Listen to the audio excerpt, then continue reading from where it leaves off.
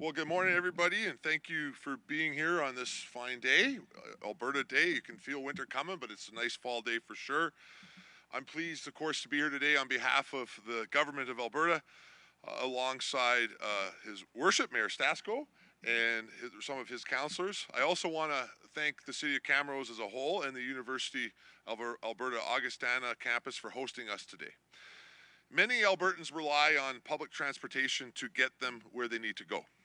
This includes post-secondary students who are facing tuition costs and growing day-to-day expenses, seniors who no longer drive anymore, and many other Albertans who depend on transportation on a day-to-day basis to simply move through their communities to get to work, access health care, go to school, and to see their families. With the inflation crisis making it more expensive to drive, it is critical we ensure that everyone who uses public transportation, especially the most vulnerable in our province, can get from point A to point B easily and affordably. As we continue to see inflation impacting our communities, even a transit pass is becoming more and more difficult to afford. This crisis is far-reaching, and we need to do more. Earlier this year, our government announced expanding funding for the low-income transit programs across the province.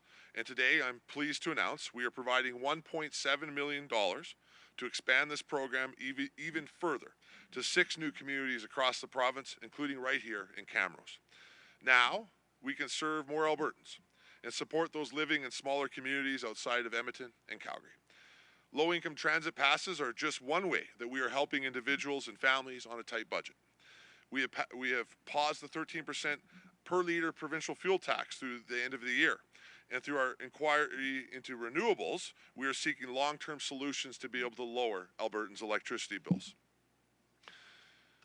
In my Department of Community and Social Services, we are supporting nearly 12,500 households through our rent supplement programs, and work is underway through a $9 billion investment with our partners to build 25,000 new affordable homes across our province by 2031.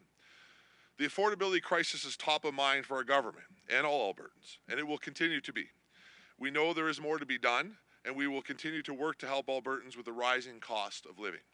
Albertans can trust that the Alberta government has their back and will continue to do whatever we can to make life more affordable. Thank you for being here today for this exciting announcement. And I'm going to ask our local MLA, MLA Jackie Lovely, also to come up and provide a few comments about this announcement, and thank her for having us to her community today. Thank you so much. You bet. Thanks, Jackie. Yes. So,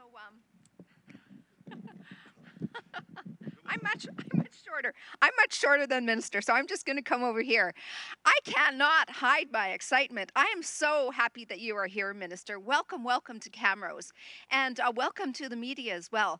If this is your first time coming to Camrose, I want to make sure that you feel warmly welcomed, but that you have an invitation to return.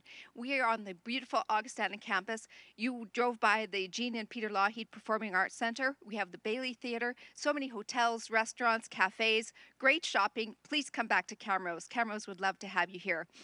But back to the announcement, Minister. One of the things, and you're just newly elected into your position as minister, and here you are in Camrose, making this a priority today. So thank you so much. You know, one of the things that I heard while I was door knocking is affordability. Seniors are concerned, students are concerned, families are concerned, business owners are concerned. And I think that this is just one more step towards making life affordable for Albertans. So thank you so much. I'm excited to know more about the details. And I understand PJ Stasko, our mayor, is going to say a few words as well. So please take the podium, Mayor.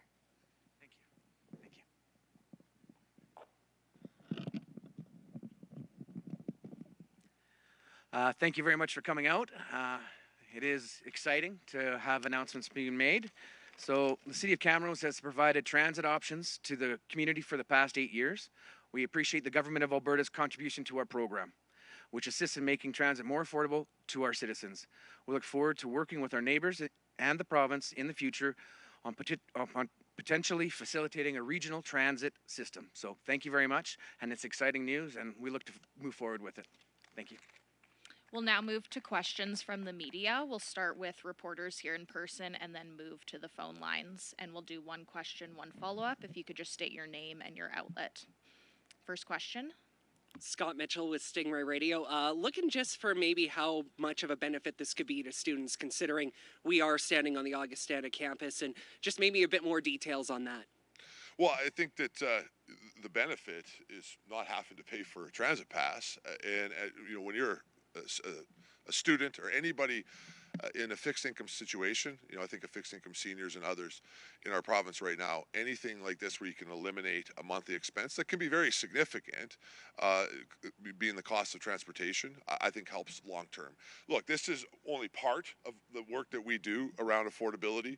As I mentioned in some of my comments, I mean, the government's investing a little over $2 billion right now in removing the fuel tax, things like affordability payments, helping with electricity bills. But this is just another part of that can just make life a little bit easier as we face the inflation situation across the country.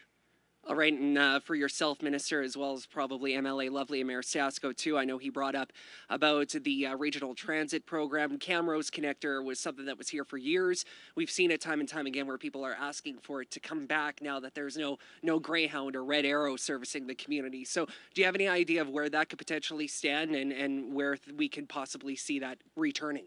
So I'm not going to be able to announce it today, but what I can say is that Minister Dreeshen has already indicated, as the Minister of Transportation, that this is going to be a conversation that we're going to be having with places like Camrose.